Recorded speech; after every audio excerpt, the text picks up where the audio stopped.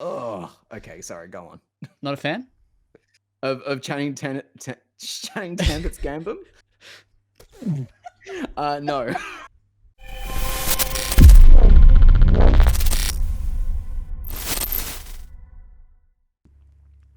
Welcome to the WellPlayed DLC podcast, Australia's juiciest gaming podcast. I'm your host for this week, Zach Jackson, and joining me is the gorgeous... Which one's it going to be? You're all looking. James Wood. Hello, Zach. How are you? I'm great. Also, howdy, gamers. I used to say that. I should say it again. You did. Speaking of gamers, Adam Ryan is also here. Hello, not gorgeous, but I am a gamer, apparently. And joining us is the beautiful Kieron Rebrouge. Well, no, wait, Kieron, you can wait your turn to say hello. We got beautiful and gorgeous, and I got gamer. I am now feeling hard done by. Well, when you throw shade before the show. Yeah, all right, fair enough. Sorry, Kieron, to interrupt. No, you're all right. How are you, Something Kieron? about beautiful, Zach? Oh, I yeah, was. I'm good. I'm good. Uh, I'm out of hospital, so you'll be happy. I'm very happy. I'm happy to hear that. I'm happy for you. I'm happy with you. It was very inconvenient for Zach that you were in hospital, so It we're all actually glad was. that I can imagine. yeah. You know, we needed you there. I needed you there. Mm, Great. Anyway, Jesus. we've got a very, very, very big and exciting show as always this week. We're going to be talking about James. Oh, sorry, James is going to be talking about his Avowed review. The beautiful James. Said that. Use his, said that use with his such- full title. So much conviction. Yeah, this is great. And I've been checking out South of Midnight for preview, so we'll talk a little bit about that and a bunch of other stuff. But Adam, you got something exciting to share. Do I? I don't know, do you? Oh my Share away. God. What have you That's- been playing, mate? That was a weird segue, and now it feels like I can't live up to it. I've been playing PS2 games. I've been. Thank taking you. I've been taking. I didn't know that was a reveal. Yeah. So Key's been playing Scooby-Doo Monsters Unleashed, or maybe Scooby-Doo Unleashed. I don't know. She loves those like licensed platformers from the late 90s, early 2000s. They're kind of her jam. But I've been playing the original The Thing, not the remastered version, because I don't know. I want to be that guy that's like, oh, the original so much better. But I'm having all kinds of issues with the AI companions. So James has, instead of giving me, some tips and tricks, he was just like, maybe just play the fucking remake. So I don't know. It's not bad advice. It's not the advice I was after, but it's not bad advice at all. But yeah, Did you I've play gone it back to PS2. originally? No, this is my first time around. Wasn't that game a bit of a stinker from memory? I'm having a grand old time. It's like a Ambitious. pseudo sequel to the original movie. Like it came out before they did the prequel. So None of I'm that enjoying it. answers the question, though.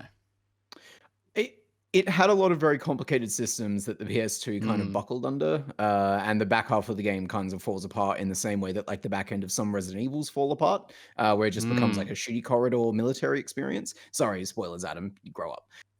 But yeah, that's basically I think where that game got its reputation from. But like, it does have incredibly cool ideas that the remake tidied up quite a bit.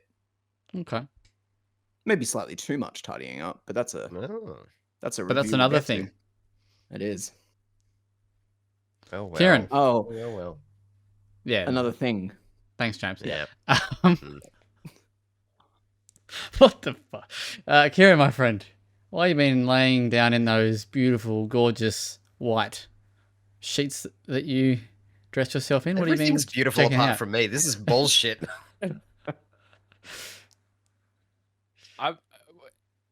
Yep. What have I been playing? I Yeah. kind of lost myself in the fantasy of having beautiful white sheets. You angelic man. Yeah, just normal stuff, I've been playing a lot of Sorry, This I've is. just been doing normal stuff in my sheet. I've just been doing normal stuff in my white sheet. Oh, I'm sorry. holy shit, that got me. Oh boy. Been a long day. Been a long day. Hmm. Yeah. No, most of my time since I was last on here has been dedicated to playing review stuff. Hmm. And Citizen Sleeper 2, which is review stuff, but that game's been out for a little while now.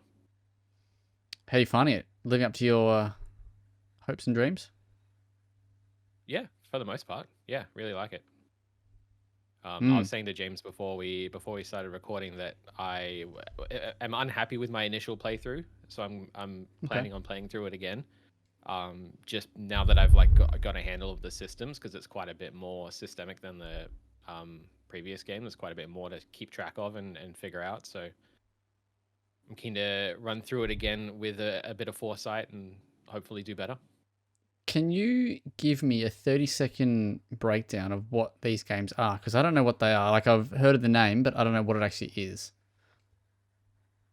Yeah. They're narrative driven games, so they're sort of very text heavy, very focused on the prose and sort of describing your journey and as a sleeper. So it's basically about being like a human mind in an android and in sort of this very political, dangerous space situation. But it's all driven by dice rolls. So like everything you want to do, you have to roll dice to determine the outcome of whether you get a positive outcome or a negative outcome, and that sort of drives where the story goes.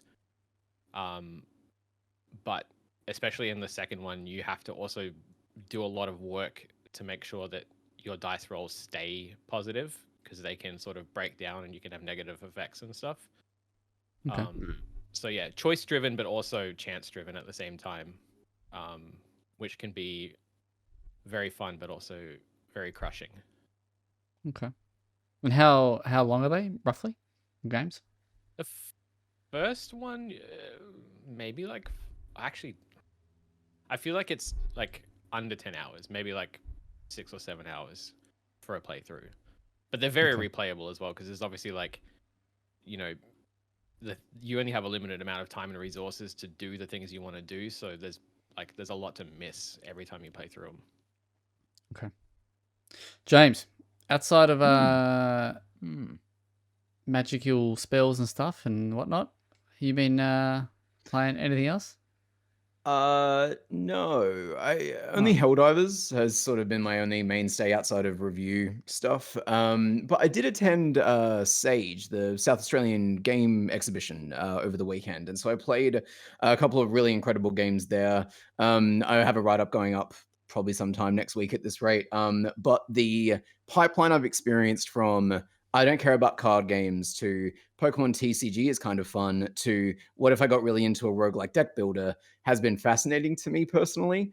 There's one there that I played. It was also at PAX, I believe. It's called Fox and Shadow. I'm not sure if anyone played it at PAX, I know but the yeah, name, I yeah. absolutely fell in love with it. So Sick. a lot of cool games. Really cool to see local talent coming out and sort of doing their thing and whatnot. It was kind of like the best parts of PAX distilled into a building, because it was just the games and just the people working on them. So yeah, that was really lovely.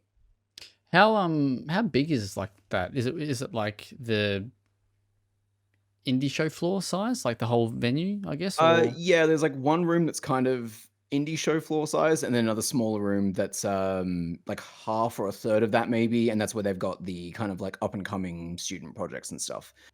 So yeah. Cool. Nice. And it's free, right? Free entry. Yeah, they had record-breaking attendance this year. There was, I think, over 2,000 people there on the Saturday across the day. So that was really cool. A lot of kids, a lot of people just running around being really enthusiastic to be there. Hearing like actual children say words like publisher threw my brain completely. But I loved it. Really good for them. You know, get in there, learn the ropes. That's so good. Yeah. Very nice, good stuff. Do you reckon at some point it'll get bigger enough for them to not for them to charge, but and they will change it up and charge? I would hope not. I feel like that would change the chemistry of the event. I think that the free element just allows anybody to attend. And so, like, I think that a kid asking their parent, "Can you take me to this game thing on a Saturday afternoon?" is different to, "Can you pay to take me to this game thing on a Saturday afternoon?" And I feel like that free element and just that first come first served, just get in the door kind of. I mean, you can book a ticket, but whatever. Yeah, I think it's kind of essential to the makeup of the event. Sick. Good stuff. Yeah. Adam, apart from diving back into the older stuff, you been checking out anything?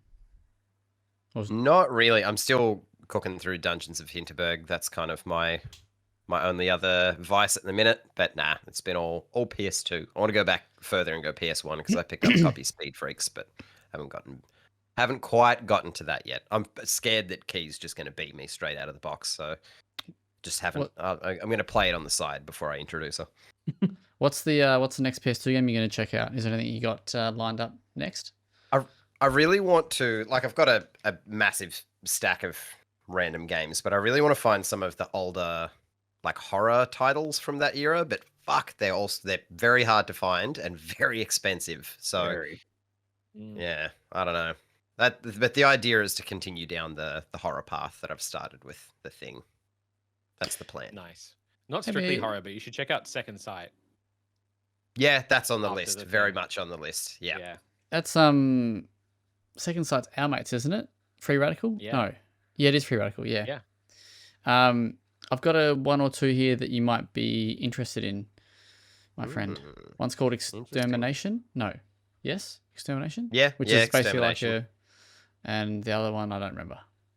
So I really want to find that. Haunting Ground, but that is very difficult to get a hold of, and I don't think I'm going to have much luck. But Get some of that Rule of Rose in you,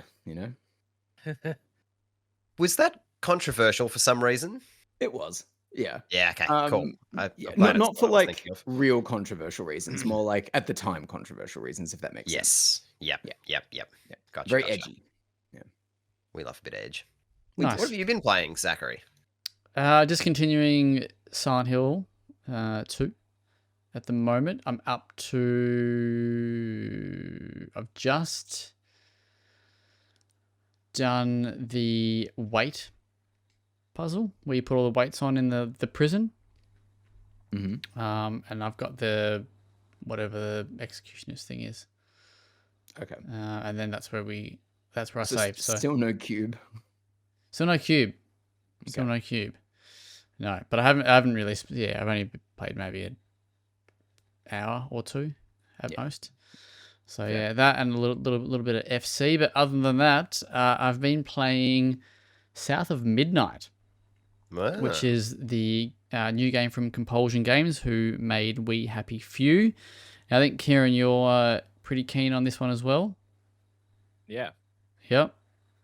Adam, where do we sit on this? Very keen. Okay. And James, don't give a Thumbs fuck. up. Very keen. Yeah. No. I thought it aesthetically looked really cool, and I like the concept of the story. I saw the gameplay and I went like, oh. See, yeah, that's what I'm most interested in, because after watching the reveal trailer, I kind of like stopped watching anything or like consuming anything in the lead up. So I don't actually know, I don't really know what kind of game it is. So I'm very excited for this segment. Let's go. So this is the new game from Compulsion Games, and it's called South of Midnight, and it's set in a fictionalized American Deep South town called Prospero, and this town has, I think, suffered from some form of like flood or something to that extent, or some sort of devastation. And you play as a character called Hazel. Now she is what they call a weaver, and essentially. In the notes that the game gives out, that is someone with the magical ability to fix broken bonds and spirits. So this is a kind of magical, kind of not fantastical, that's probably not the right word, but fantasy kind of world. So that's the kind of baseline story. The preview that I played, I got to play Chapter 3, which I think might have been part of what they showed off in the gameplay trailer. I don't quite remember. I haven't gone back and looked at it, but it involves where you meet up with the catfish. That sounds vaguely familiar in one of the trailers. Yeah. So in this mission, you kind of Hazel's kind of just slowly, or starting to kind of come to terms with her powers and stuff that she's kind of got, and she rocks upon this talking catfish who's stuck in this tree, and this tree happens to be a person. who's been trapped inside, and due to a tragic event or events that have happened, the catfish promises. So I should jump back very, very quickly. Hazel is searching for her missing mother, who in these floods and this event. I think it's a flood. It sounds like it's a flood, given where it's like located. So she's looking for her missing mother, and this catfish promises to help Hazel with her quest to find her missing mother, but she's got to get him down, and that's essentially the mission that we play. Is that you kind of go out and then you explore this world, and you free this catfish and then move on from there. So to answer your question, this is a third-person action adventure game, basically. It is pretty, I don't want to say stock standard in like a lot of ways, but it is pretty standard across, you've played a lot of these before, right? It's just, there's a little bit of different magical abilities that kind of let you traverse the world. So these abilities that you have, they let you, for example, make a platform, because there's a lot of platforming in this. So you'll have a lot of parts of the world that are like invisible, and your ability essentially makes it solid for a brief period of time. So you make this part of the world solid, you jump onto it, make the next one, that kind of thing. There's a double jump. There's a air glide, which you kind of like do this kind of spiral thing through the world. And then there's like wall running and stuff as well. And as you kind of progress through this mission, they kind of all start to come together, and you kind of traverse the world by putting all these at work. That's essentially like traversal and like platforming. Combat is probably, I think, the weakest part of the game so far. It is kind of hack and slashy, because you got this, like, I think they call it a distaff in the game. So you got this distaff, so you can push your attack button on your controller, and that'll do like a combo to attack. But then you have these three abilities that you use to kind of traverse the world in. One of them will paralyze an enemy, one will kind of pull them towards you, and the other one will kind of push them away. There is a little bit more to it than that, so you can kind of use the one that pushes things away. If you hold it instead of pressing it, you can actually catch like an enemy, like a bat or whatever, and you can actually throw it at an enemy. And then you can also upgrade these as you go, and there are other abilities that you can unlock. The combat is fine. I don't think there's anything wrong with it. I don't think it's overly satisfying though. But both the traversal and the combat are clearly the secondary parts of this game. I think the main part is your story and your world, and this world is stunning, like truly stunning. This art style is phenomenal. The way they put this together with that stop motion style and stuff. I kind of thought that at first it might be like a little bit jarring, but it's quite smooth. Like there was a little some bumps in the road performance wise, but we are talking about a preview build that hasn't come out yet. But other than that, like it it's got that stop motion feel, but it still feels quite smooth. But yeah, this world is truly incredible. Like I just wanted to spend time exploring this world and just exploring like in the preview. This is one for you, Mr. Ryan, or you got a little friend there. So in the do you remember Uncharted 4? And I think we've talked about this before, but that scene where him and Nathan and Sam, because they're both Drake, go to that lost pirate city. You just kind of explore it. And it's just kind of fucking cool. That's how I felt in this game, in this whole world. I just wanted to just explore every bit of it and just take it all in, and just like there's little like the creatures in the world. Like there's some of them are like kind of like a little bit cute, like weird looking, but then you get like your standard animals like your rabbits and stuff, and they all kind of react to you. So I kind of stood back from these rabbits, and they were like playfully like getting along and stuff like that, and I got a bit closer, and they kind of stopped and like looked at me, got a bit closer again, and they scurried off and stuff like that. You get close to like pelicans or whatever it might be, and they fly away kind of thing. And it's just feels this world feels alive. Like it feels full of these it just feels like a bit magical. I know that sounds a bit weird, but it does, it feels like such an inviting world. I can't see the hand, sorry, but I can see the thumb. Oh, good. I'm just a thumb to you now. Cool. It's a beautiful When you're thumb. talking about exploration, that's all I was after. When you're talking about exploration, I'm guessing they're kind of like, it's from what you're saying, it seems like it's linear to some degree, but you have like branching paths. Is that kind of the feel that we're getting, or is it a little bit more open in It's the kind areas? of like your what's a good example? It's like an older style action adventure game. So it is linear in nature, but you can explore out. It doesn't really lead you that far or too much. So you might go off. Like there are times where you can traverse up a tree, and up the top of the tree, when you finally get to it, is some resources that you can use to upgrade your stuff, like that sort of stuff, right? Yeah. There's nothing really there other than maybe some loot or whatever. Also, cool thing, the resource that you use in the game is called floof, which I think is actually pretty like kind of cool. I think that's a cool name for it. So I did quite appreciate that. James is not impressed. Too cozy. Do whatever you got to do, mate. Yeah, so the world's fantastic, and the way that it kind of operates is great. The other thing that is outstanding is the voice acting. So the main performance from Hazel, which I've written down here, is fuck, I lost it. It's Adrian Ray. Adrian Ray, I think is how you pronounce her first name. She's outstanding. From that first sequence that we play, where she interacts with this catfish, that she's confused, like she's like kind of a bit like, what's this catfish kind of saying?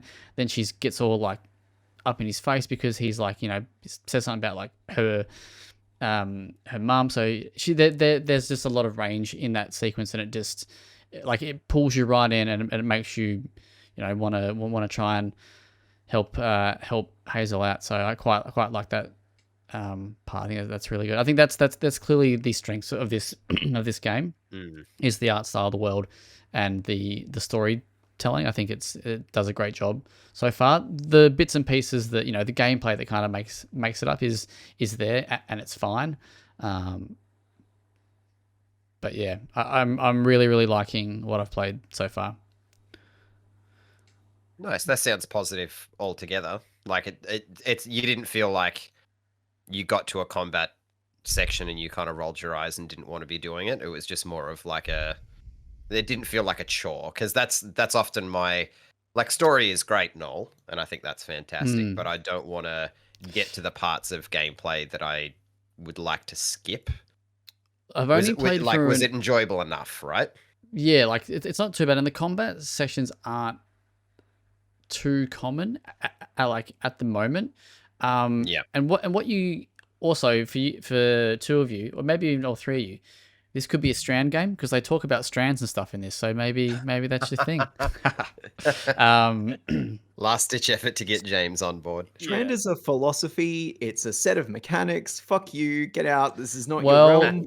when I don't you like you being here. when you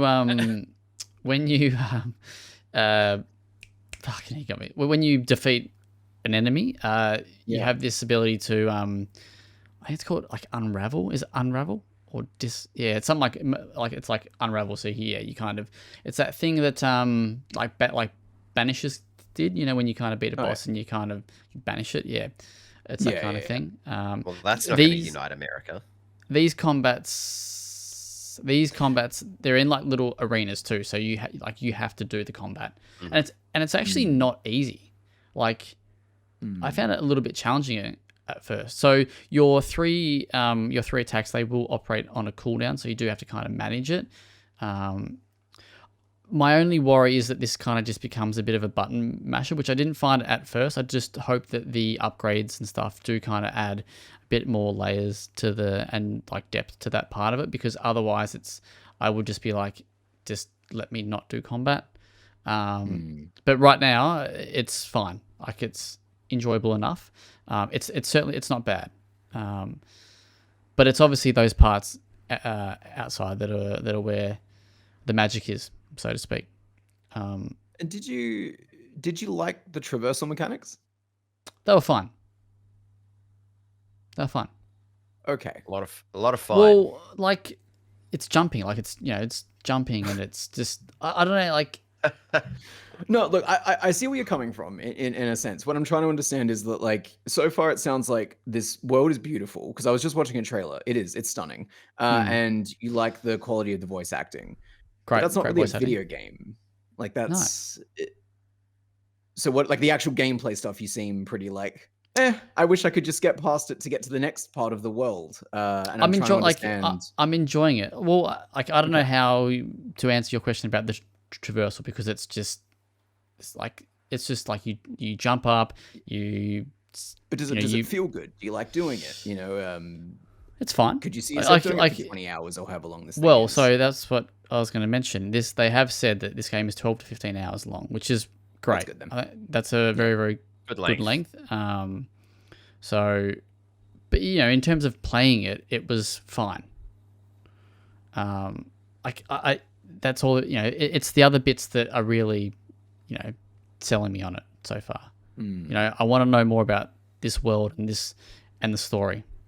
Yeah. And I want to, discover more of these characters or, and creatures and whatnot and other shit that's going down. Like there's a mission that you play, like a side mission. Well, it's part of the main mission where you engage with another local there and you discover his story kind of thing. And it's quite grim, like, it's quite dark and stuff like that. But the actual gameplay itself does not stand out. No, it's fine. It's but like I said, I hope the combat kind of adds a bit more. I don't know if they're going to add, if there'll be more other like traversal mechanics, but it is a lot of like, you push LB or L1, for example, and that makes a bridge solid. Like there's a lot of that. Like, there's a lot of that stuff. So there's a lot of like ledges that are like a little bit too far, so you got to double jump. There's a lot of stuff that's too far away, so you got to double jump and then use the glide. Like It's a video game. I don't know, man. It's like, did you enjoy walking around in fucking Red Dead Redemption? Like, you know what I mean? Like I don't know. But I did though, is the thing. Like the walking in that game was deliberate and interesting. Probably a bad example. Probably a very bad example. Yeah, It was a wild example to use. It's the first game that came to my head. yeah.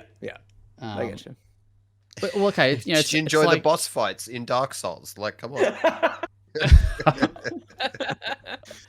I guess maybe like Assassin's Creed. Like, do you enjoy traversing that world? Like, it's kind of I get what you mean. you just do it to go and do the next thing. Well, Is that where we're at? Like, is that the bar now? Like, you just do it? Like, is it? Yeah, I see where James is coming from. Where it's like, did they have a cool idea for the combat and go, this is a great basis for a game, or the traversal and go, this is a great basis for the game, or did they just go, here's a cool aesthetic and play a it. video game, like just the bones of a video game that you've played. Yeah. Well, yeah, like I would make the same argument. Not argument. I'd make the same. I'd have the same conversation that I did with Banishers, right? Like a lot of that world and that story and everything was really good, but the moment-to-moment gameplay was a little bit, sure. Yeah. Which is I something think that like we criticized it for. Yeah. Yeah, and I think this is in that conversation as well. Like, but Sorry, after Adam. after 1 hour, like, Yeah. I need a bit more of a sample size to kind of. It's like I on the opposite side of things. Like I played and reviewed Angerfoot late last year, and like that gameplay to me kind of the Hotline Miami feels. I know I froze, but there's like the story is threadbare and bullshit, and it's just to pull you from one part of the game to the next. So that's kind of on the opposite side of the scale, where they don't have a story, but they do have the gameplay. So I suppose at the end of the day, it's what you're kind of looking for in the experience. So Yeah. I don't know. I'm still very much into the idea of South of Midnight after hearing you talk about it, because if the story's great, aesthetically it looks good, and it's Like more than functional is what I'm after for the gameplay. It's like realistically, it's not bad, like, but it's not. I think I don't know. it's not like gonna rock how, your socks. I don't know how to say it without sounding negative, because I don't want to be negative, because I don't feel Must be negative on it. then. But it's like, You know, you when don't have this problem when you like games. I'll say that much. But oh, sorry. fucking I want to hear hell. more. Well, it's fucking, like they've clearly put a lot of, like, the Order is a great example, right? Like, let's use that. That's a great world, all that sort of stuff, and great visuals and whatnot. But they clearly put a lot of their efforts into that, and they didn't put as much focus into one area, which I think is the case here. I think it's functional, it works, it's fine. I don't have any issues with it. I just hope it goes further than what I've seen. Doing that kind of platforming for 10 to 12 hours or whatever it might be, sure. But I think they do probably need to have something a bit more though. But we'll see, because I've only seen one little bit of the world. Maybe other bits are more contained or smaller. We will see. So possibly we will have a video preview. So keep an eye out for that. Hell yeah. If I can get time to.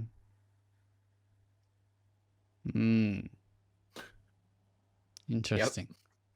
Well, speaking of things that are going to be interesting.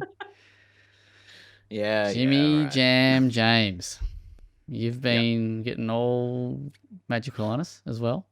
I feel like he was making all those points about South of Midnight, getting himself ready to talk about this next game. I feel like this was just a prelude. So let's talk about the opposite of South of Midnight, which had good writing, and let's go to.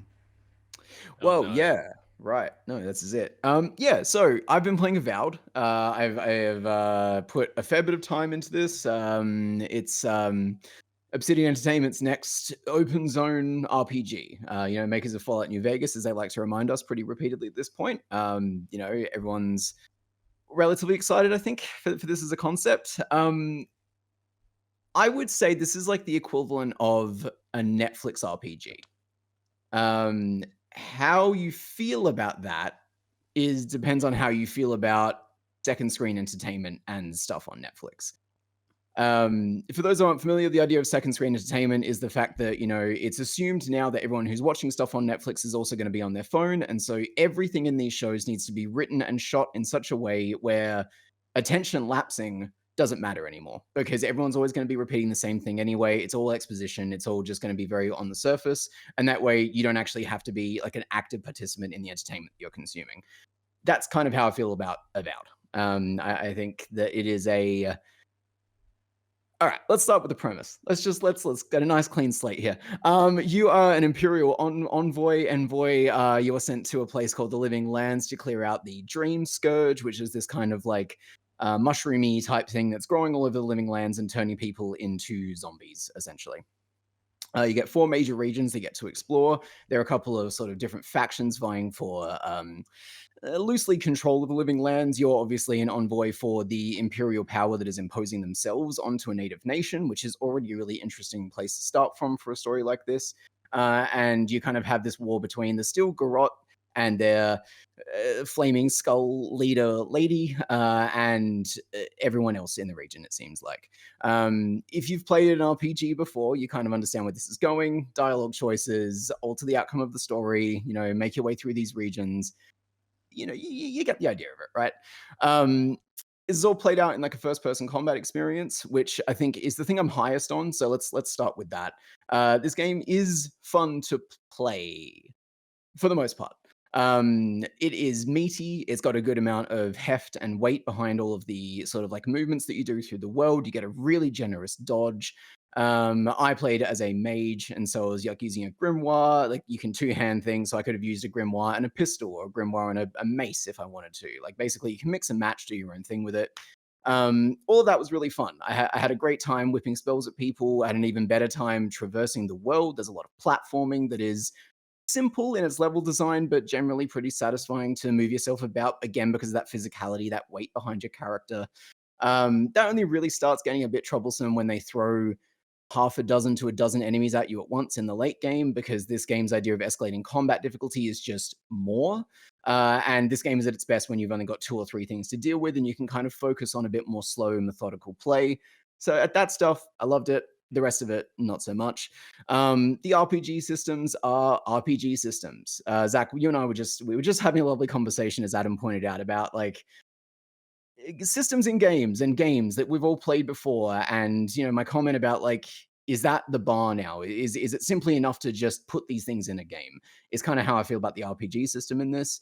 There's like color-coded loot, there's crafting, there's cooking. It's everything you've seen before. It's everything you would expect from this kind of experience. Yeah, I don't know.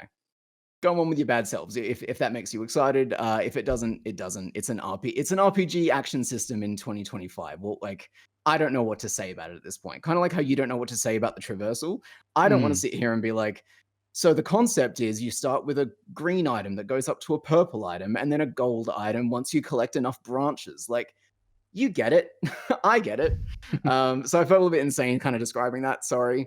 The other side of the role playing is obviously the story, which is where I start to kind of fall apart with this game. Avowed is it's just not well written. It is all exposition. I think the Outer Worlds occasionally struggle with this as well, but at least that game had kind of like the capitalism shtick to fall back on, and so it allowed its characters to have a bit of personality and a bit of bite to them sometimes. From what I've seen of the side quests that I did and the main quest that I've done, the Outer Worlds has none of, Avowed has none of that. It's just everyone is always talking in proper nouns and lore. It's always repeated information to you over and over again. No real sense of character behind any of it. You do have a squad of up to 4 or 5 people that kind of join you along on this adventure. They are all variations of like fantasy tropes that you've seen before. Oh, there's the little elfin creature who loves to fuck, and the fucking dwarf who's a bit of a hard ass because of the war. Like, it's just, I don't know, man. Like, what are we doing here? It's kind of how I felt interacting with some of these characters. And when you layer in on top of that the idea of like you're meant to be making choices that are impacting this narrative and whatnot, I decided to go full on Imperial. I was like, fuck it. I don't like the Living Lands. I don't really like any of the people here. I'm going to role play as a fascist. There were times when the game would kind of gently allow me to do that. And there was a lot of times when my companions would actively be like, you're lucky I can't kill you because I would kill you for this choice. Anyway, let's get to move on. The game just doesn't know how to react to your choices. It is firmly a narrative that's going to happen no matter what you do. There are a couple of key moments where different things can happen throughout the story, but it does kind of seem like the overarching, structure of this thing is going to be the same, really, no matter what you do, as far as I can tell, because I tried to push this system as far as it could go in one direction, and it would just rubber band back at me. So it's kind of like one of those things where I don't like the writing very much. I like the combat, but that's a bad place to be at for an RPG. I want to field some questions because I've been talking for a while and I'm aware of that. There's a lot to say about this game, so yeah. Hello, I have a question, Adam from Yeah, go WellPlayed. for it. This is not about the writing or the story or any of the things that you had wonderful critiques about. So I'm just going to jump straight back to the gameplay. Yeah. It can be played in first person and third person, from what I'm aware. Are we talking kind of like an Elder Scrolls situation where even if you're in third person, it's still very much first person combat, but you can see a character? Or is it like satisfying to play in third person? I didn't try the third person until the last region. I did it for 5 minutes and I turned it off again. It was unpleasant. You could it feels like you can see your arms extending too much because you're so used to being able to sort of see them doing those animations that they need to do when you're in first person. This game has a loose relationship with your physical positioning in the world and the enemy's physical positioning. And so to see a lot of those like rubber banding slide animations happening from a third person perspective is disorientating and kind of nauseating at times. It just doesn't feel correct. So yeah, I would definitely not recommend third person. Yeah, I had a feeling that might be the case. I have a follow-up question that is not related to that either. So it's open zone. Yeah. Is there I don't know how I even really want to phrase this. So if you're in an open world, right, you have to have some kind of cohesion between moving from this region to the next, because it's kind of like you can't just have snow, desert. Yeah. Is it treated like they're just levels? Like this is the snow level, this is the forest level, or is there like a little bit of smoothing of the edges between them? There are like literal giant gates that you pass through each time, and each time there'll be an assortment of characters standing in front of them going, "Now hold up a minute. Let's have a conversation about what you've done in this region before you go to the next region." It's and look, I don't actually mind that. I think it's fine to kind of do this as almost like an episodic adventure. You know, it's Sure. kind of bifurcated, like dissected levels and whatnot. I think that's fine. They do all feel of a piece with each other. It just kind of feels like you're heading further and further inland. So you start with like this lush coastal region, end up in this kind of like shitty volcanic overrun area. Yeah. The flip side of that is that a lot of the architecture and a lot of the enemies you encounter, a lot of the nature feels very samey across all of these regions. So by the time you're in the fourth one, you're like, I've seen this exact building layout before. Like it's not quite copy pasted, but it starts to give that impression. And I know that like this isn't a game operating on like a quadruple A budget, and so like I am sympathetic to that to a degree. My argument would be don't do 4 regions then. Like if you can't fill them with anything particularly interesting, we don't need that space to be there just for the sake of having that space there so that you can say you've got 4 large regions. And they are Sure. large. So Yeah. Yeah, okay. Fair enough. 2 questions. Yeah. First question, how long did it take you roughly? Roughly just over 20 hours to get to ending. That was with me. First region, I played a fair bit of that in the preview, so I golden pathed it. Second region, explored a bit more, and then the next 2, I just gunned it because we're obviously coming up to embargo and crunch. You know, you got to do what you got to do. So That's it, bro. Second question. yeah, Your comments about budget and kind of the Netflixy thing. Does this? I don't even know if this is probably not even a question. This is more just a statement, and I want you to respond to it as best you can. yeah.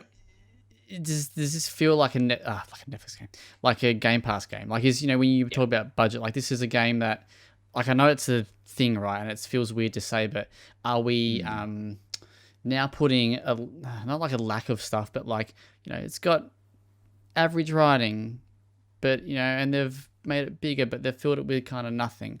Oh, yeah, it's just a Game Pass game. So do you kind of know what I'm not even asking. I do. I was thinking about this actually because like this obviously isn't the first Xbox Studios game that I've struggled with over the past couple of years, and I do think that we are broadly maybe seeing a bit of stagnation of ideas in pursuit of just unique content on Game Pass, and this is definitely content for Game Pass. Like this is agreeable. It goes down easy. There's no real rough edges here, but it left me kind of the same way I felt after like Senua's Wrath or whatever the second one was Hellblade called. 2, yeah. Yeah, or like Redfall, even obviously a bit more of a disaster on that end. But like all these games that are coming out where they just feel like they just exist to fill out that queue that you get when you bring up your Xbox and it goes new on Xbox. It's the same thing that like when you see a bunch of new shit on Netflix and you go, I've never heard of half of this, and it's all probably trash, but it exists there to be like a Netflix original. This is a Microsoft original. It's just, like you play it for a couple weekends, you never think about it again. Okay. Which is kind of what like the South of Midnight thing maybe incensed me a tiny bit, because like I'm playing this game and I'm kind of thinking to myself, like, this is ostensibly the studio behind New Vegas, right? This is a lauded studio that even recently is capable of making great RPGs.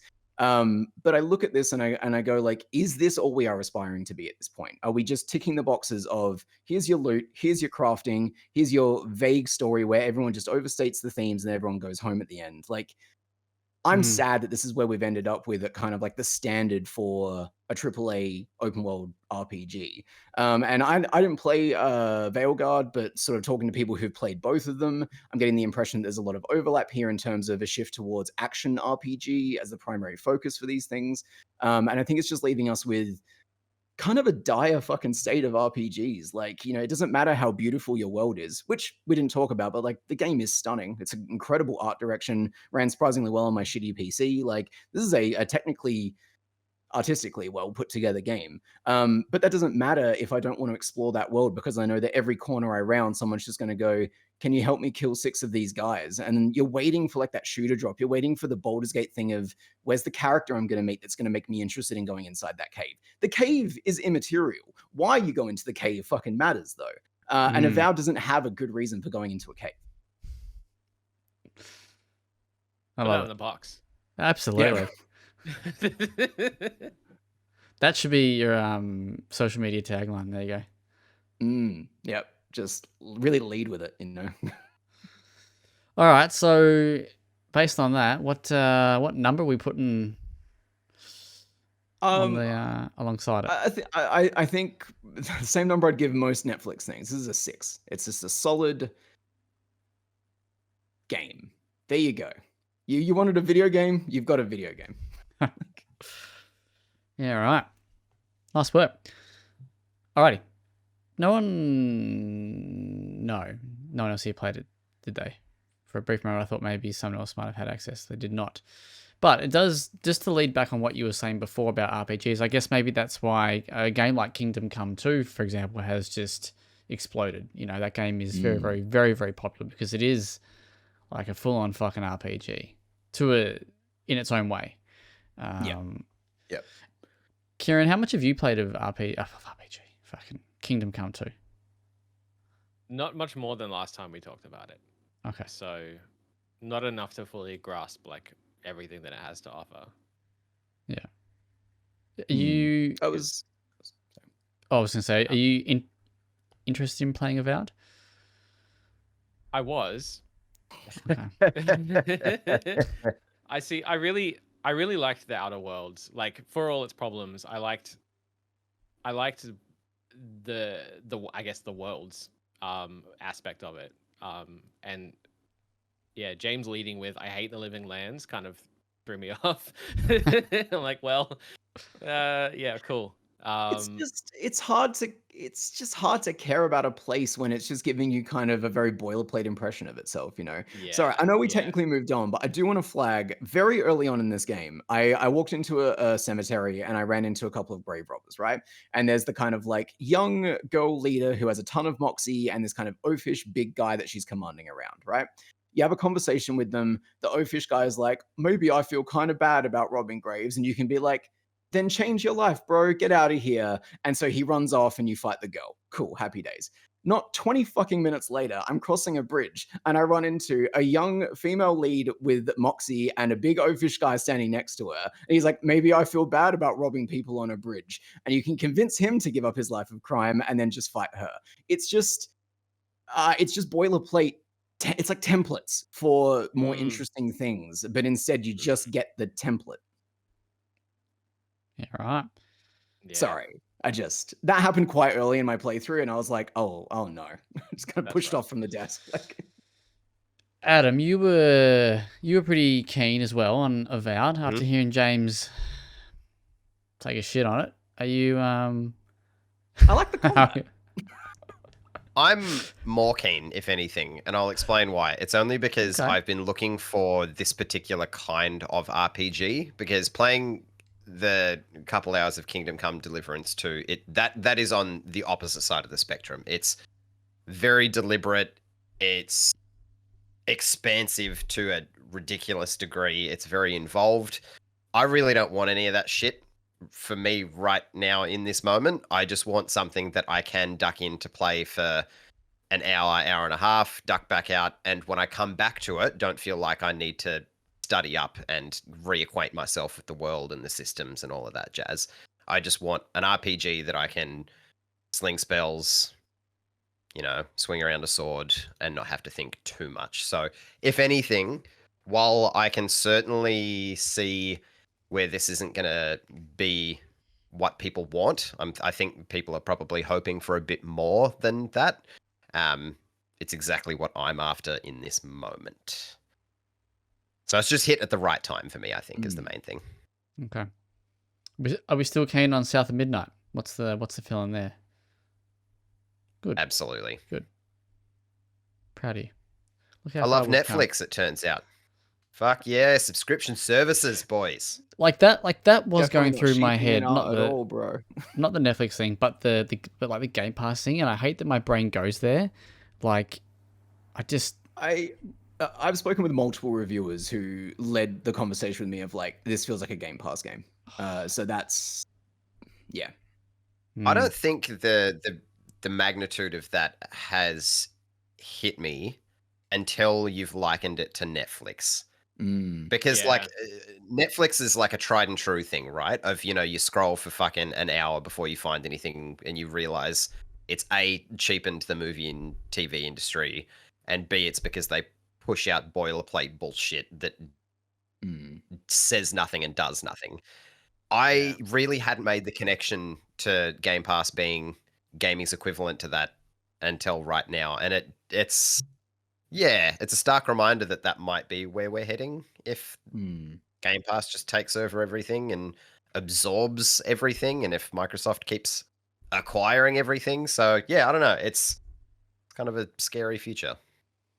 It's just like it's unchallenging, I think, is how I feel about like Netflix or like putting on like a random YouTube video or whatever. Like it's just like, and the more the more you go unchallenged, the less you're gonna seek that out, and that's how people end up in these subscription services and stuff. It's like I don't like the idea of that happening to games. It was weirdly like that was kind of one of the nice things going back to a retro console, the PS2. Like I had to make a firm decision. I looked at the games I had and I was like, I am going to start that and play it. I put it in. There was no updates, which is fucking amazing. Forgot how great that was, just quietly. But I had to make a conscious decision to interact with that particular media. And that's something that even when I'm not on a subscription service, like when I turn on my PS5, I've got, you know, expanded storage. So I've got shitloads of games on there. And then you have choice paralysis of flicking through shit and being like, I want to play something, but I don't have the energy to play any of this. So yeah, I don't know. It's a weird world we live in for games, and it's getting weirder.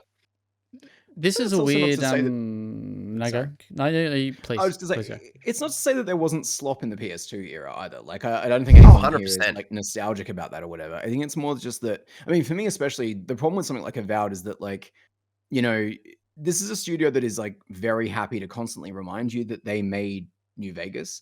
And I think being constantly reminded of this studio's potential pedigree and seeing what they've been sort of like iteratively moving towards with each of their major releases being just smoother and smoother brain experiences. I feel like we're Microsoft in particular is throwing great talent against the rocks in the same way that Sony's been doing with their live service push, right? Like it's these major studios that are just, you know, one hand is pursuing smooth brain nothing, the other hand is pursuing monetization, live service bullshit. In either direction, though, we're losing out on specialty studios, and I just hate it. I don't like it. I think the difficulty with that though is the Sony PlayStation, whatever, their approach is so blatant in how shit it is. Like live service, we are perfectly aware that is the devil and it's the death of creativity. We're all kind of aware of that.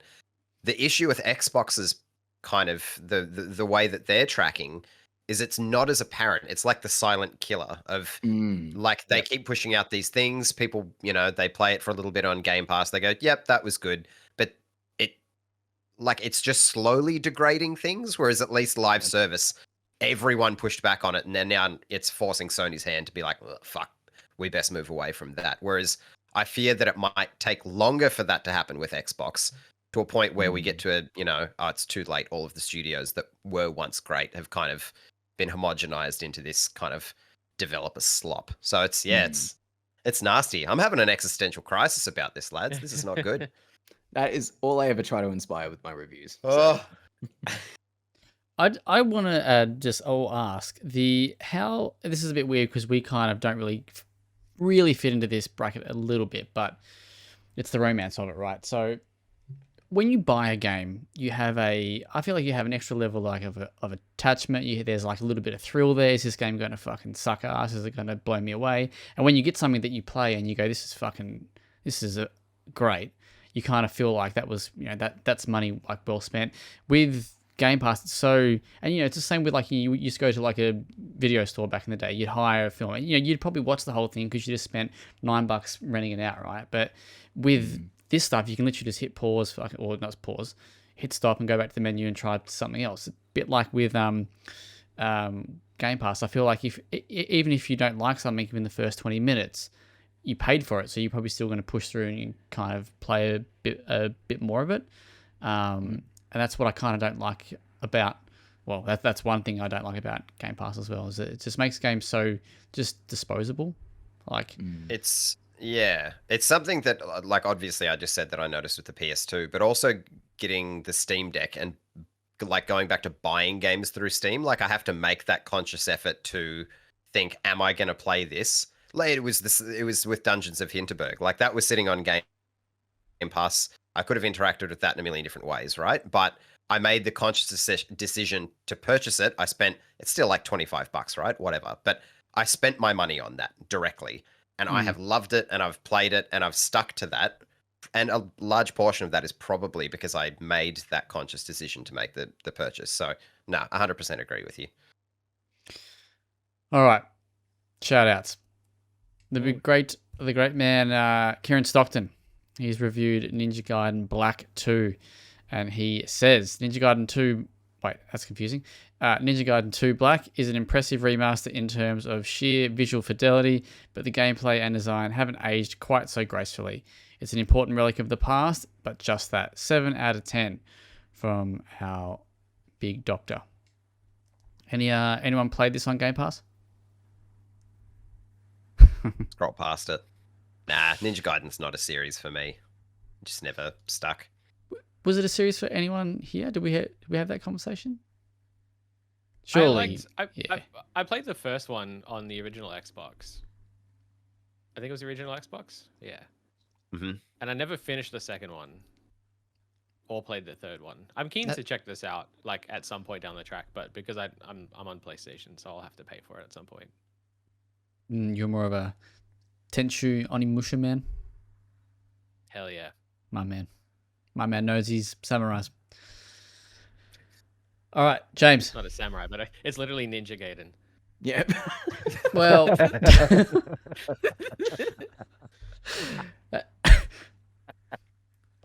news. It's good. Yeah. News. Big news. I mentioned Dragon Age of Valgard earlier, which obviously had a bit of a rough run of it recently with BioWare's news and the kind of shifting around of staff members and maybe some layoffs in the wake of that game not doing particularly well. What's his name? There was a EA executive who kind of has suggested during an earnings call that, if only the game had Andrew live service Wilson. elements. Of course it was fucking Andrew Wilson. That the game would have performed better. There was also the chief financial officer, Stuart Canfield, kind of said, yeah, blockbuster storytelling is where we've made our bread and butter in the past, but now we need to move more towards more competitive and, what's the term? Highest potential opportunities is the language that he's deployed. Naturally, I think, as Eurogamer said here, like the biggest concern now is kind of like, what does this mean for Mass Effect 5? Does this mean that the BioWare is that we love is well and truly dead? Yeah, rough, bad. Two things. One, I think that's such a fucking asshat comment, because I also think it's just really short-sighted, right? Like, not everything should be a live service, and not everything can be a live service, because the whole point of live services is to dominate someone's time. Like Fortnite, you have a million fucking challenge trees so that people have to log in and play for a certain amount of hours, and the more time they invest into it, the more money they want to put into it, because it's a time investment and a money investment, blah, blah, blah, blah, blah, blah, blah. Single player games need to fucking exist. Like, they just need to. The whole market can't be live service bullshit.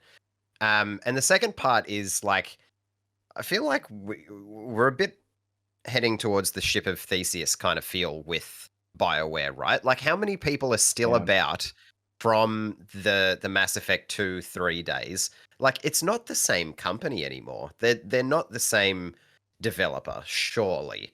So, like, the name is on the box, yes, but I don't know if the heart and soul of that developer is still the Mass Effect developer, right? My excitement for Mass Effect 5 is tepid at best. Yeah, I agree. It's kind of where I landed with Obsidian, right? Where it's like, I keep bringing up New Vegas, but it's like, it's not really the same team though, is it? Like, we're at a point, I think you got to let those illusions go. Speaking of letting things go, Sony, hand on the PSN button, decided to lift it up, and PSN went down for what, 16 hours, something like that, some absurd amount of No, time was on. it more than that? I'm sure it was 24, maybe. Felt Who's to like an say? eternity. It did. This happened what, Friday night for us? Saturday night? Yeah. Sunday night. Saturday night. One of I those feel like it was nights. most of, yeah. I feel like it was most of the day, and then and then through the night. Yeah. Hang on, Obviously, hang on. we're back online now. Yeah. Zach. I have a quick little thing. So I've got a mate, right? I haven't spoken to this mate for a long time. This bloody person nearly went somewhere else. Ah. This person sends me a bloody message and goes, "Hey mate, you got any inside info on when PSN will be up? I just want to start. I just want to keep going with my NBA season." Oh, yeah, mate. I'll just give fucking PlayStation a call. Hey, mate, any idea, when it'll be back up? Yeah. Come on, brother. To be fair, my dad used to be the big boss, so That's it. we kind of do have a You connection. think he pulled a cord out on the way out? We're just in a bit of a 100%. delay on Yeah. the effect of that. Yeah. It's back up now. I think PlayStation has issued 4 or 5 free days to PS Plus subscribers as kind of like a mea culpa, which whatever. The biggest concern for me about this whole thing is that they just didn't talk about it really while it was happening. And then afterwards they were like, yeah, sorry about that. What do you mean sorry about that? You charge people $150 a year or whatever it is for access to the top tier of your service. I feel like you should be communicating what's going on with that service if it goes down on a weekend, especially. Agreed. Yeah. Very much agreed. Over explain. I want to know the Yeah. nitty gritty as to Exactly. what the fuck happened. Explain it to me so I read it and I'm like, none of that makes sense. At least Exactly. I then want you're the being terms and conditions transparent, down, right? Yeah, exactly right. Yep. Yeah. And set some expectations while it's happening as well, because the less you do that, the more frustrated people are going to become with every hour that they don't 100%. know how much longer that thing is going to be. Yep. Completely agree. Man, speaking of things that were taking a long time, Wonder Woman. At old Warner Brothers. Who's the studio on this one, Adam? Do you want to fill us in? That'd be Monolith. So it's the same Thank people that did the Shadow of Mordor and Shadow of War games. And they did this wonderful thing by creating the Nemesis system, which is fucking fantastic. Genuinely a really brilliant game system that then Warner Brothers decided to put a patent on because they're the devil. Essentially, they want to use that again, right? So they thought, what we should do is, instead of taking this system and going, what would be a creative, fun way to use this? And they landed on an IP that has just absolutely nothing to do with it whatsoever, and which is Wonder Woman. So it's again, Warner Brothers is fucked. They're about as fucked in the gaming division as Ubisoft at this point.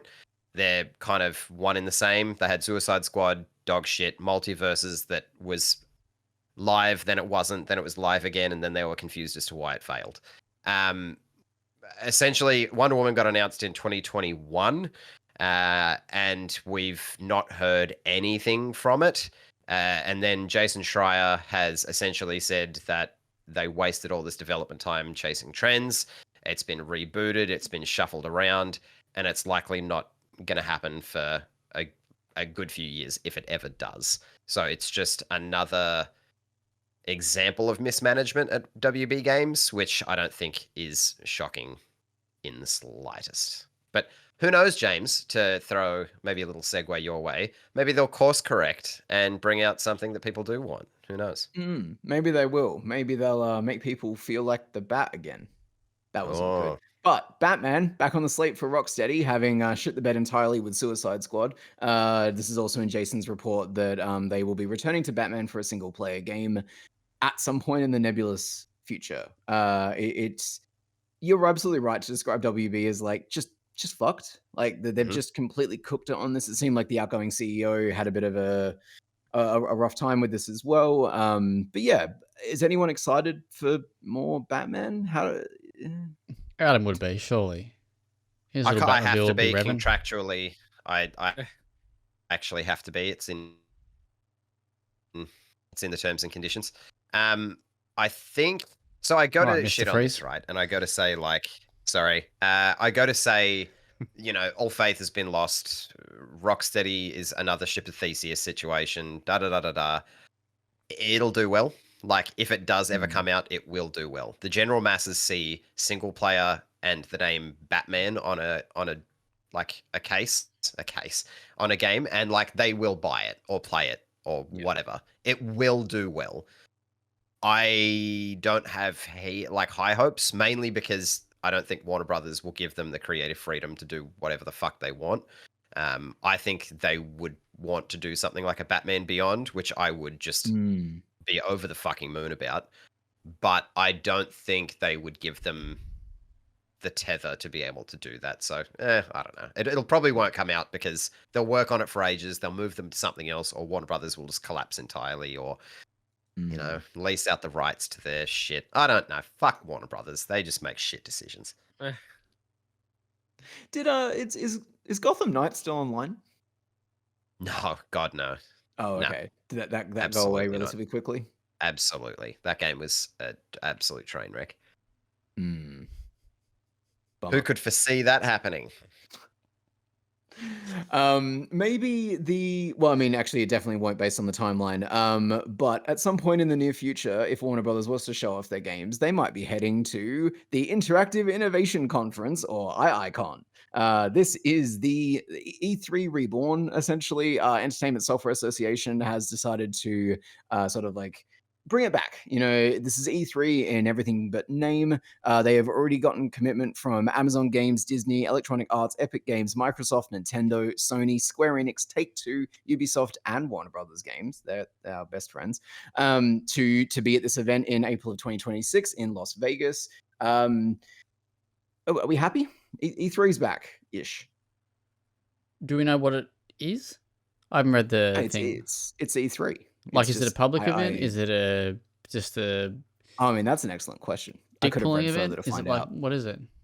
I've been trying to skim through it because that was my question as well, and it seems kind of nebulous at the moment. I mean, yeah, it doesn't really specify. I think if it went back to being more of a trade convention, then sure, I think that could have some degree of merit for it existing.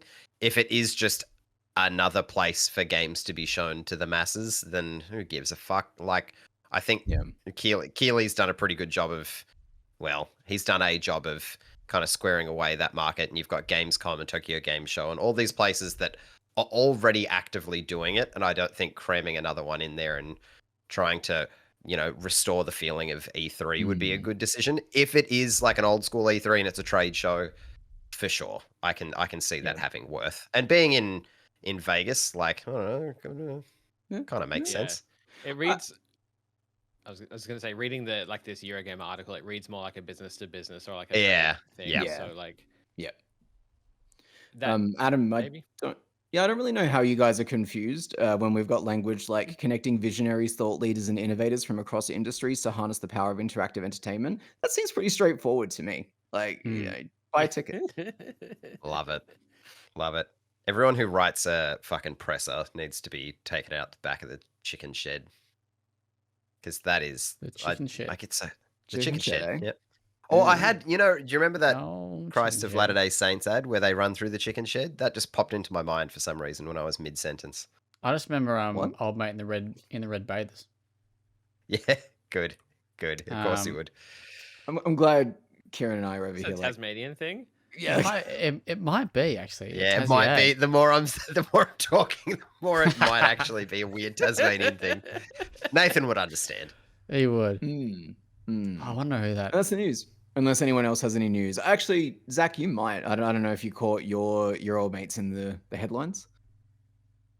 Is this the one that came out today? I think so. Yeah. I did. I mean, sure. Like it kind of. I mean, I haven't read anything about it. I just saw the headline that there was meant to be an order 2. well, they we didn't get it. they pitched it, right? They pitched it. Yeah. Which is that doesn't strike me as, gee, I'm shocked. I mean, I'm sure that would have. I mean, they clearly wanted to make more than one game. I know that you like talking about that game any chance you get. So I'm not throwing it to you, but it's all good. Thanks, we can mate. throw it straight back. Yeah. No Well, yeah. I mean, the guy, like one of the founders of or co-founders of Ready at Dawn, or what was Ready at Dawn, he basically said that he believes that the reason why it was declined was that it was actually because of the critical reception, not because of the sale. And he does say that that they wanted an extra year, or like thereabouts. Like they wanted another year, but they weren't able to get another year to develop, so they had to cut stuff from it. Is what it is, my friend. Bummer. But one headline to throw your way that I did see is that Chernobyl 2 is coming to early access in March. I don't recall the date because I didn't look at that. I can't find it. Can't find it in the emails. It's March something. It's early access March. So if you're into Chernobyl 2, go check that out. Surprised anyone thought a second Chernobyl was a good idea. Ooh. Wait, well played. Gave it an 8.5, I think. Thank you, Adam. I just kind of wanted to just clear the room of that one. all right, Kieron. You've been watching movies, or picking ones. Yeah. Jesus, we're falling off the fucking rails. 2000s film of the week, Kieran, I think is what they're trying to get to. Where I pick a movie from the 2000s and I read the synopsis and you try to guess what it is. That's what we're doing. That's everyone's favorite game show. Play the sting, James. Yeah. Is that the McDonald's? Yeah, that was certainly something. Ba-da-ba-ba-ba. Yeah, that's half of it. Yeah. Well, we can't monetize this thing. All right. So No. You're sorry. I'm not loving it. Okay. A young boy named Max has an active imagination and throws fits if others don't go along with what he wants. Following an incident with his sister and her friends, and following a tantrum which he throws as a result of his mother paying more attention to her boyfriend than to him. This is a weird synopsis. Max runs away from home. Wearing his wolf costume, Max not only runs away physically, but runs towards a world in his imagination. This world, an ocean away, is inhabited by large wild beasts, including one named Carol. Adam. Is it? I don't know if this exists. Is it where the wild things are? Yeah, it is. Yeah, cool. Jesus, Fucking that was hell. what threw me immediately was you not being convinced of the synopsis from line one. I don't think this is. I was like, did ChatGPT right? Throws fits. What the fuck? Like, what is this? Great movie though. I forgot this came out like at the tail end, like 2009. It's a Spike Jonze joint. Really? What? Yeah. Oh, wow. Where can the kids watch it these days? Game Pass. Prime Video. Yes, you can stream or rent or buy it on Amazon Prime Video if you're interested. Nice. I have a question for you. I don't know if this is a thing. And it's not. But let's go back to the Game Pass thing. But the Prime thing just made me think about it. Imagine playing a game and there's ads through the game. Like you got ads that just they've imagined it. I'm sure they have. But how would it work? Do you think? Like, because you can't really imagine cut you you get off like a countdown timer. They'd be like, "Hey, in 5 minutes, we're what? jumping to an ad. Get to a save spot or pause the game or whatever." You know what my tinfoil hat like end game idea of like where we're going with like game engine homogenization with like everything being on Unreal Engine 5 is like I can totally see a future where you're playing like the latest Halo and then an ad comes up for Gears of War and you play like 15 seconds of it. Oh my god. You should save those. Should save them for your fucking predictions, mate. That's gold. So like the little tower defense bullshit games that you would get in. Oh my lord. Yeah, right. He's onto something, folks. Yeah. 15 seconds of Gears of War. Like, wow, that's a fucking short turnaround. Well, Marcus only needs 10 seconds. He does. Speaking of only needing Gears of War. more than 10 seconds, who's been watching a movie this week? Just a movie. Or who's watched anything that we want to, or read anything, whatever. Adam. Hey, Adam from WellPlayed. I've spoken a lot this episode. I apologize to everyone. Kay and I went to a little theater to watch The Brutalist. And I wasn't aware of how fucking long that movie was gonna be when they, get up to the counter and like, yeah, we've got 2 tickets to The Brutalist, and they're like, no worries, the intermission is at this time. I was like, oh fuck me, cool. Loved it. Really, really loved it. How long is it? 3 hours 45. Fucking I sit think- down, Scorsese. Jesus. Yeah, It's- the it's girthy. 15-minute interval. Yeah. Wow. Yeah, a baked-in intermission, which is great. Which loved. Yeah. But I loved it to pieces. I think it has many points, but doesn't say anything at the same time, which I kind of like. It's just kind of like a guy living his life and things happen, which I know is every movie ever, but it's hard for me to describe. Like, nothing happens, but lots happens at the same time. But it was Kind wonderful. of I like the think the traversal acting in was South of Midnight. exactly right, mate. But also nothing like that whatsoever. The acting was fantastic. I think the score was also really strong. And yeah, I wasn't at all like drifting off at any point. If the 3 hours and 45 minutes. 45 minutes. No. Yes, it I just felt the same puts in along. Oppenheimer, which was just like a big chunk of dialogue. And I got to the end and was like, where's the rest of the movie? There needs to be more of this. I want to stay in Oppenheimer.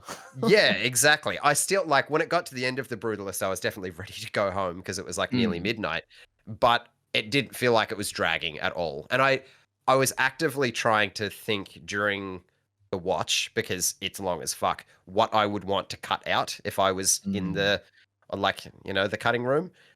Nothing. I enjoyed all of the parts of the film. So yeah, I think that's a tremendous achievement to hold my attention that well for almost 4 hours. It's wild. Yeah, that's me. Nice. Who's up next? James. I can't go through all the movies. I'm still watching a lot of them leading up to the Oscars, so my letterbox is kind of overflowing with recent activity. A couple of shout outs though. Black Dog, Chinese film, fucking incredible, 5 stars, loved it so much. Story about a guy and his dog, but it's also about so much more. Need I say more? I don't. Zach. Have you seen the American Black Dog? It's not called American Black Dog. It is called Black Dog, but it's got Patrick I have Swayze not. and he drives a big truck. You should check it out. Called American Black Dog fucking killed me. Oh shit. No, I haven't, but I'll keep an eye out on the open seas for that one. Also saw Seed of the Sacred Fig in a preview screening. It's coming out in a couple of weeks' time. Very serious movie about some very serious political stuff, but loved it. Also really, really wonderful. But as fun stuff, I've been reading X-Men comics.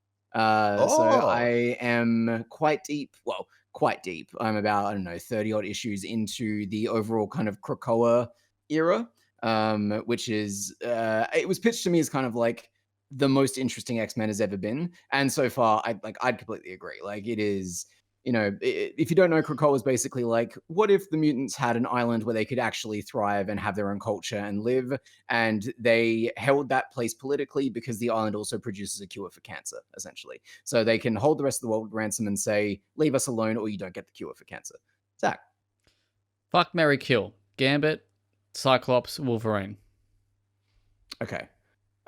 Kill Wolverine, marry Gambit, fuck Cyclops. Perfect. I love it. Yeah. Good choice. Good choice. Yeah, thanks. Nice. But you weren't ready for a little off-the-cuff fire back, were you? I know my man. No. I knew. James knows what he likes. I knew. I was expecting. I thought. Anyway, enough about that. Because Cyclops would have that, like, just great straight dick vibe, you know? Yeah. Yeah. Which yeah. is And Gambit's great. a romantic, But so. he's so fucking vanilla. You don't want to shack up with that. Exactly You'd right. you'd have no juice in the No. day to day. Whereas Gambit, you'd be in It's for love. There's some See, passion there. Yeah. I like, thought you I want might- Scott to never be able to look at me again from across the quad and to never tell people about what happened. But he knows it was the best he's ever had. That's the key difference. Well, speaking of Gambit, I watched a film called Blink Twice on Prime, which is starring Channing. How is this Speaking of related to Gambit. Channing you. Tatum. Okay. Channing Tatum. Jesus Oh, fuck off. No, we're not. Okay, sorry, go on. Not a fan? Of Channing Tatum's Gambit? No. Oh, I'm not. This is the best episode ever. Fuck, now I can't say it. It's weird. I can hear it. Channing Channing Tatum. No.